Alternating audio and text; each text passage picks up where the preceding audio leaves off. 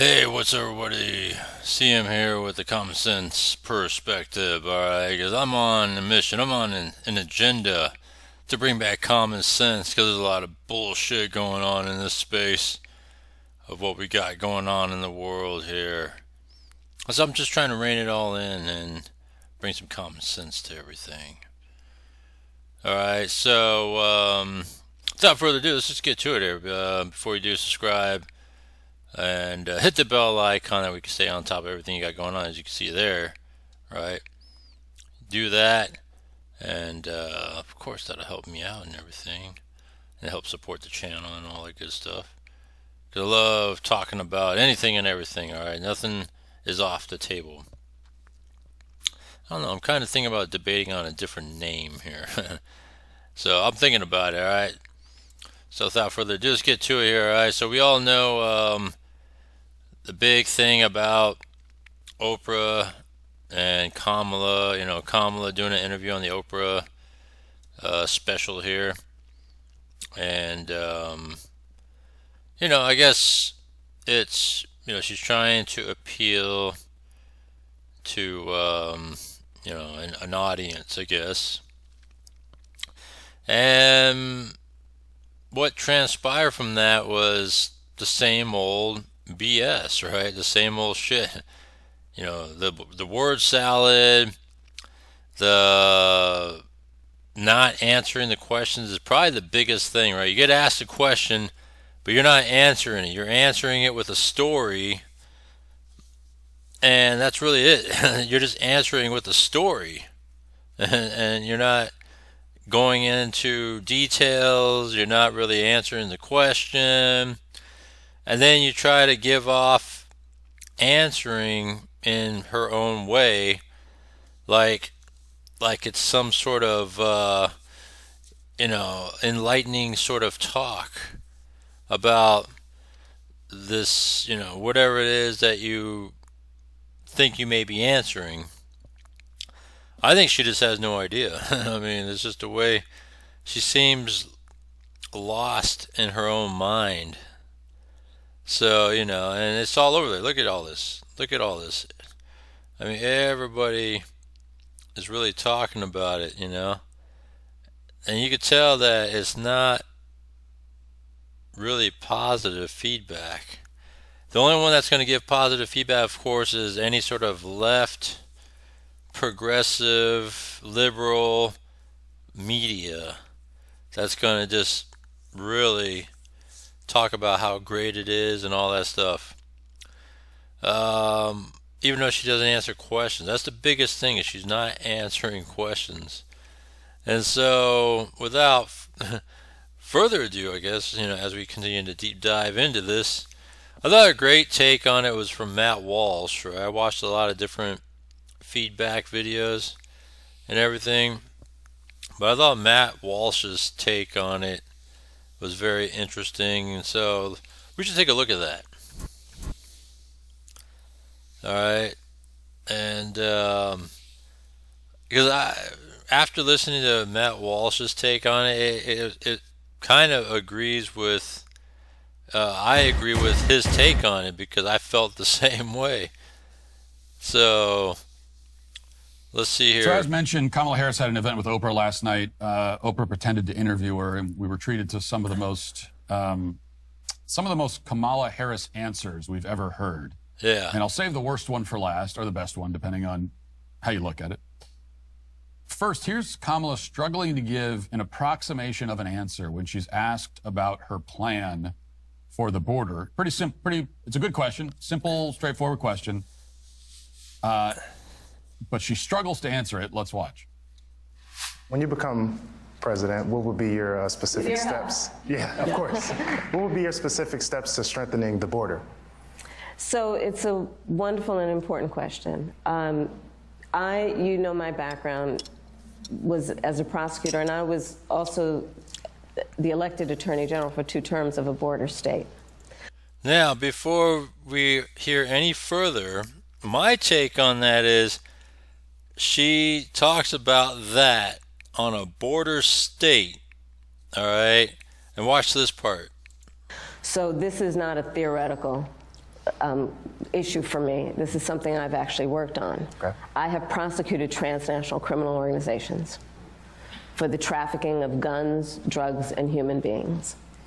I take very seriously the importance. And so that's the part that bothers me, all right? Because, like, so she, was elected to do whatever it is, Attorney General for California on a border state.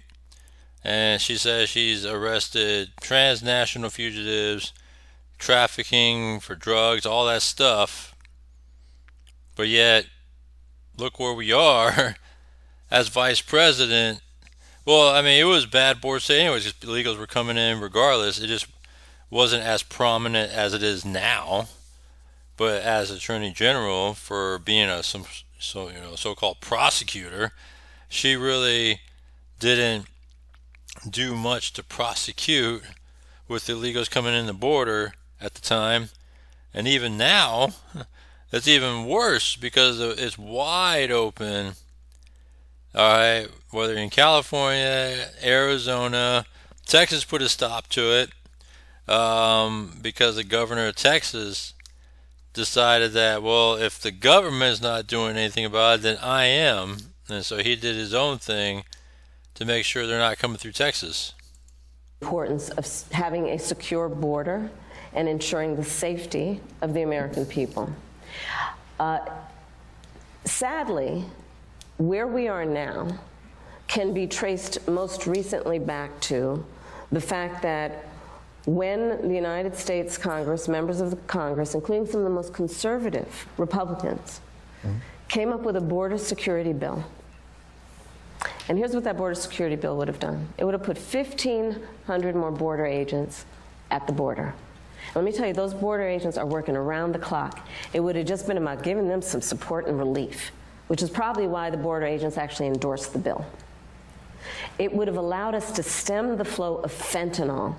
And I'm looking at people from all over the country here, so I don't need to tell the folks who are watching this. So think about that. All right, the border bill that she was talking about that got, denied or rejected was to add 1,500 more border patrol agents, and then it would help stem the flow of drugs, particularly fentanyl, from coming in the border. But how about this? If you have a closed border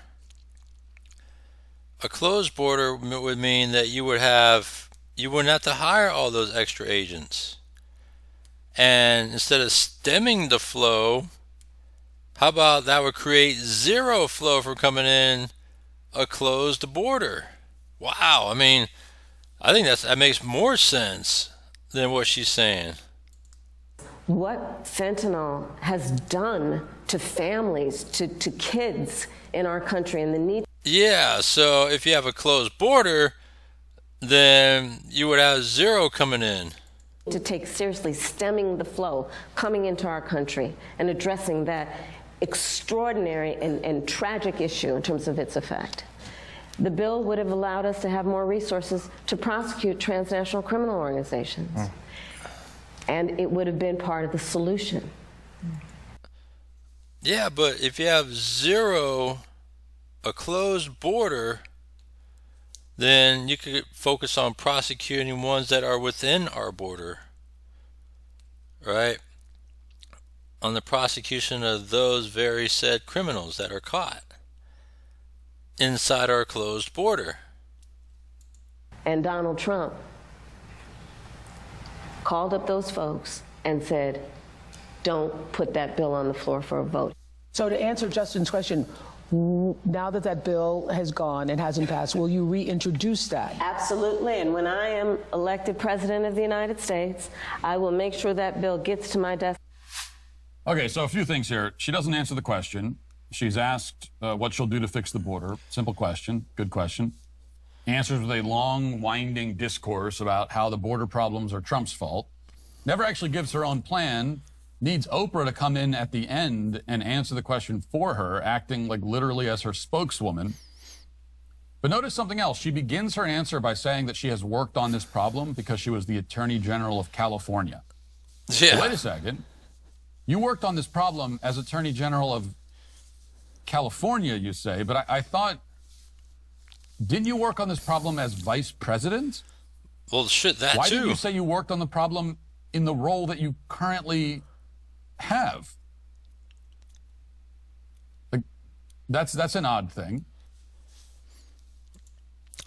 Well, I mean, it's everything. If she worked on it as Attorney General, as far back as that, and she probably didn't even really work on it as Vice President. So it's been a continuing, ongoing problem because all it is simply an open border, and that's the problem. Well, why didn't you say that? Well, because everyone knows the problem is worse now. You know, it's like when I was 19 or whatever, and I was interviewing for a job at, I think it was maybe Home Depot, and I gave 3 references from previous employers, but I did not include my most recent job as a reference, and of course the interviewer asked me about that, and the reason I didn't include it is because I got fired from that job.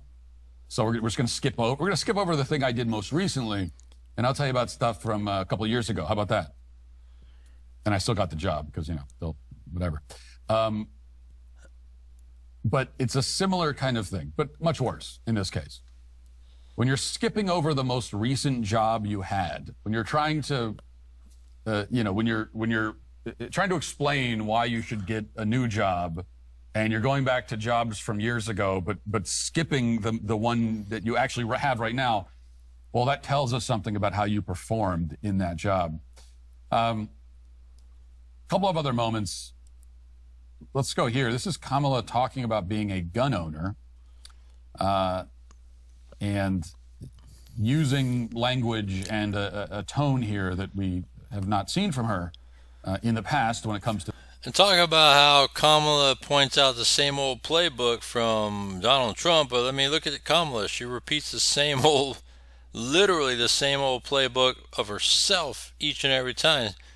Talking about the border issues and her long word salad speech about how there's a problem at the border, but really don't introduce any new solutions except for the one time she said that she would build a wall, which was kind of random.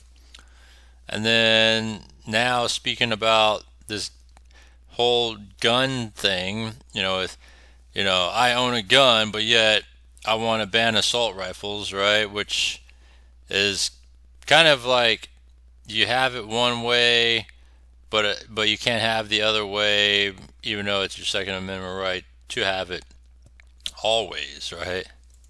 To this particular issue. Let's watch. I'm a gun owner. Tim Walz is a gun. I did not know that. If And I thought somebody that was breaks in powerful. my house, they're getting shot. Sorry. Yes. I hear that. I hear that. Probably should not have said that. But My staff will deal with that later.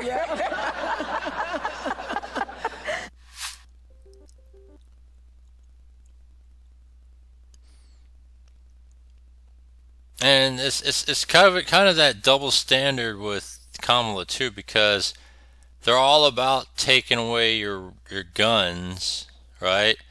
As noted, as what Gavin Newsom's trying to do in California with heavy restrictions. Hey, that's where Kamala comes from. And she's talked about previously about her, mandatory gun buybacks, and wants to ban assault rifles and things like that. They're all about taking away everything from you. And so her contradiction is, the opposite of what Democrats. Laugh it up there, Chuck. Her contradictions about what Democrats are all about is, they're all about taking away your guns, except for when it comes to them, they could have it their way, right? And which is not right.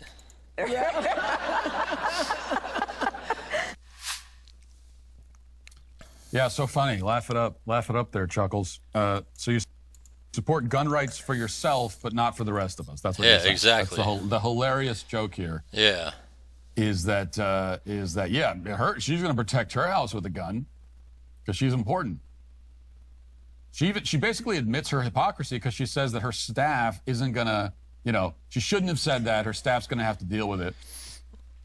But what do you mean they're going to have to deal with it? Why is it a problem that you said that? Trump could say something like that, and his staff would not be upset. It wouldn't be something he had to deal with later. Because it's so undemocratic. Saying that you would shoot an intruder in your home is a totally normal thing. It's not controversial. It's so Nearly every American citizen feels the same way.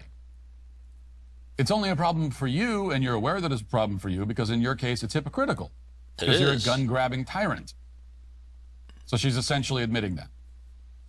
Finally, we get to the grand finale. Except I don't know what the question was. But the thing is, though, it's hard to believe that she does own a gun. You know what I mean? Like, I would say prove it. Sparked this ramble, but it's long, as you would expect from anything that Kamala Harris says. It is long and entirely empty of meaning. We kind of have to watch the whole thing because it is something to behold. This is Kamala Harris. If you had to summarize Kamala Harris in 2 minutes, you would do it with this right here. Watch. We love our country. I love our country. I know we all do. That's why everybody's here right now. We love our country. We take pride in the privilege of being American. And this is a moment where we can and must come together as Americans, understanding we have so much more in common than what separates us. Let's come together with the character that we are so proud of about who we are, which is we are an optimistic people. We are an optimistic people. Americans, by character, are people who have dreams and ambitions and aspirations. We believe in what is possible. We believe in what can be. And we believe in fighting for that. Unburdened by what has been. That's how we came into being. Because the people before us understood that one of the greatest expressions for the love of our country, one of the greatest expressions of patriotism, is to fight for the ideals of who we are, which includes freedom to make decisions about your own body, freedom to be safe from gun violence, freedom to have access to the ballot box, freedom to be who you are and just be, to love who you love openly and with pride, freedom to just be. And that's... As she says, who we are. We believe in all that. And so this is a moment where we stand knowing what we are fighting for. We're not fighting against. It's what we're fighting for. That same hand gesture is what she uses on the whole Venn diagram stuff, too, that she does. Thank you. Thank you. Madam Vice President. I think that Oprah kind of summed it up at the end. She goes, Yeah. This is she's trying to do this. I'll speak for Matt Walsh on this. Like, she's trying to sound like it's, she's so inspirational and beyond the words of what she's spoken, and oh my gosh, man, she's setting this moment, and it's like, oh man, it's supposed to be breathtaking and awe and all that. Speech at the end of the inspirational Disney movie from the 90s. She's trying to do that, and you can almost hear the piano music that she must be hearing in her head while she's saying this, but she can't even get that right because she lacks the necessary coherence because she's a moron. So she's trying to do something vapid and cliched, which would be bad enough, but she can't. That is a level beyond what she's capable of achieving because she's so stupid. I mean, just one line from that ramble. She says, let's come together with the character that we are so proud of about who we are. Let's come together with the character that we're so proud of about who we are. That doesn't mean it literally means nothing. I don't know how to interpret that. I'm not even trying to be, intentionally obtuse to make a point about. I don't know what she's trying to say. I really don't. It's pure abject nonsense. It is very, very dumb. Only a very dumb person is capable of saying something like that.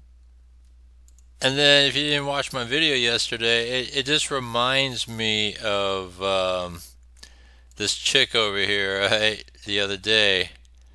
Let me see here. The Miss Teen USA, South Carolina, right here. This one. Okay. Reminds me of this. Recent polls have shown a fifth of Americans can't locate the U.S. on a world map. Why do you think this is?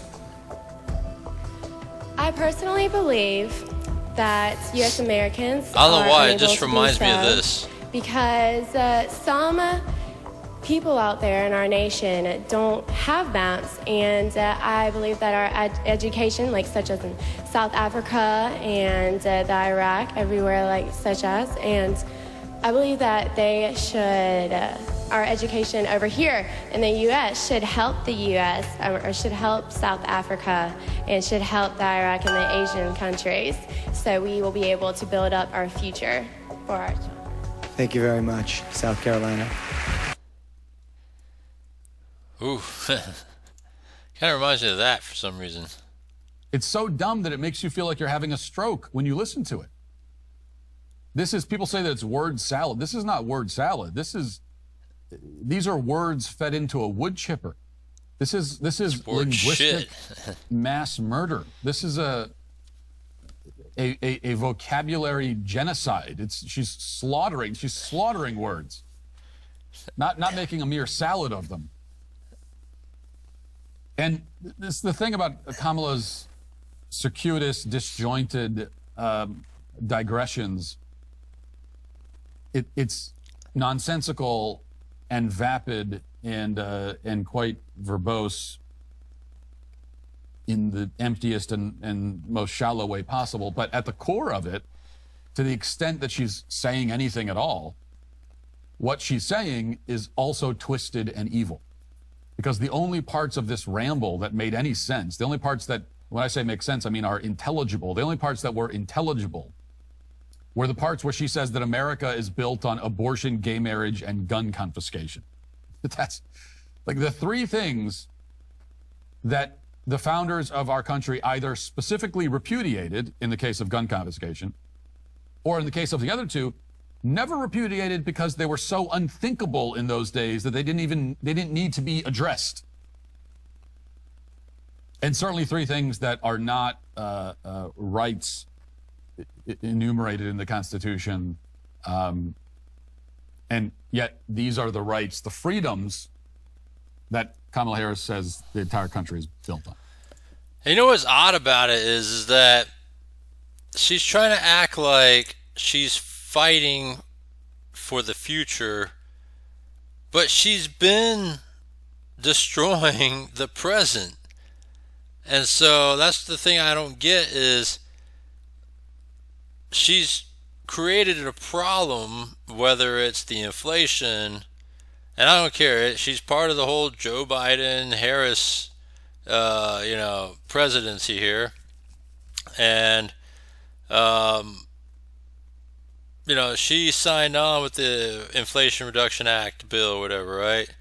She did the tie-breaking vote. She was supposedly the border czar, but she claims to only was supposed to look for the root cause of why it's happening. Well, she didn't even do a good job at that, because what's the answer to the root cause anyway? She never even answered that question of what was the root cause of what's happening at the border. Why are we having a surge from the border that, by the way, Joe Biden had called upon and said, hey, we should immediately surge the border, right? Because this is who we are, right?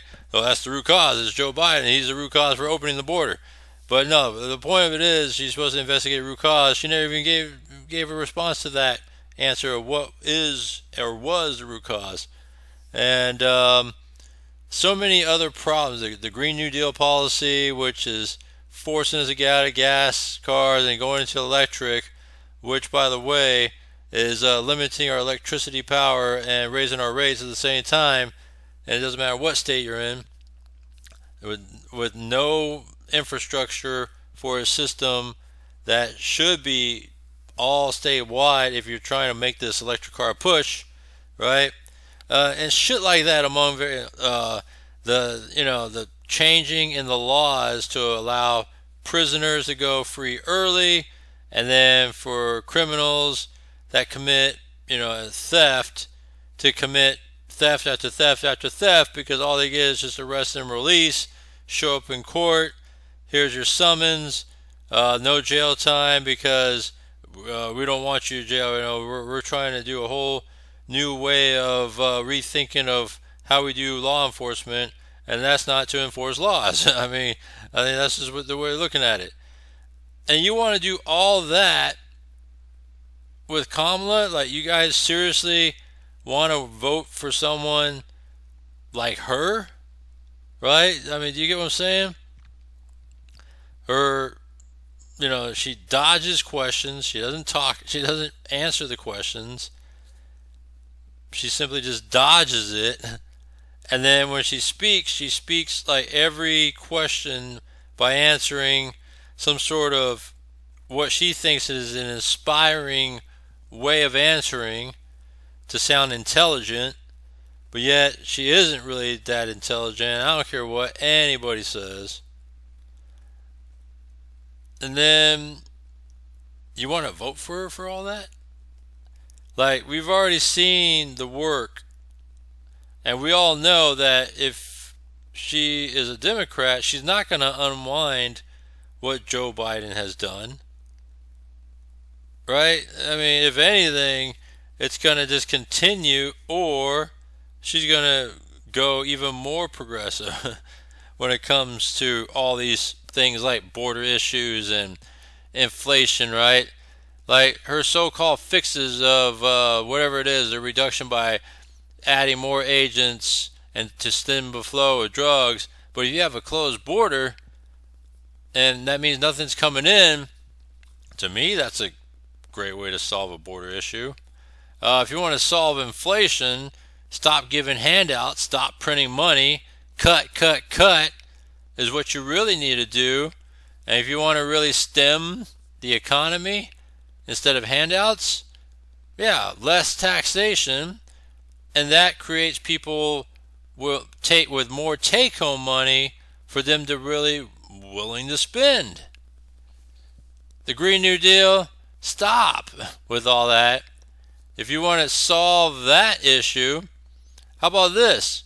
Our energy issues that we are having and are paying so much money on, if you let us drill and not be so dependent on foreign oil. And let's face it, we don't have this oil problem or pollution or this bullshit stuff that they're trying to push for this Green New Deal. All right? In order to be less dependent on others to bring cost of energy down, we got to self-sustain ourselves, and that's to drill. What's so bad about that? Man, I should be president because we could solve these issues. Man, forget about this handout stuff. Everything's a handout, man. If we cut all these social programs, keep the ones that really make sense, right? That way we could really focus and fund the social programs that really make sense. And if we cut all the fat in government with all this redundancy stuff, that would really help when it comes to spending. And then we could actually pay down the $1 trillion debt. Trillions of dollars of debt. So that's just something to think about. I should be president, but anyhow, I just wanted to give you guys the Kamala Oprah interview, and it seems like everybody's reactions towards it outside of progressives is that, and this is world views too, like Forbes, And Sky News Australia, it's all that's world news right there. Forbes, more like world news. I mean, when you think about it,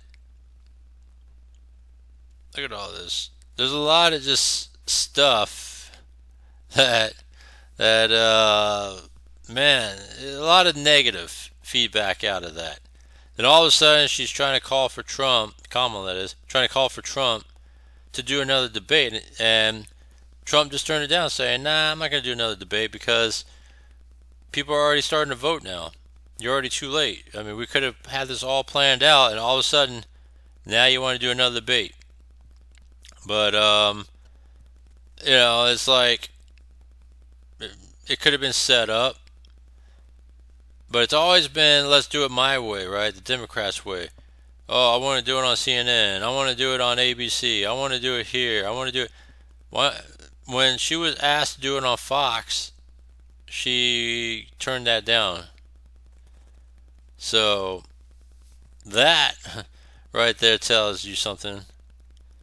Alright, but anyhow, that's enough from me here. I just wanted to share all that with you guys. Let me know what you think about the whole Kamala Oprah sort of talk that took place. It's not even really more an interview because she didn't answer questions. It's more like just like a talk show talk, you know? But anyhow, let me know what you think. I hope you're not voting for Kamala because, man, she just sucks ass, alright? Other than that, I'll see you next one.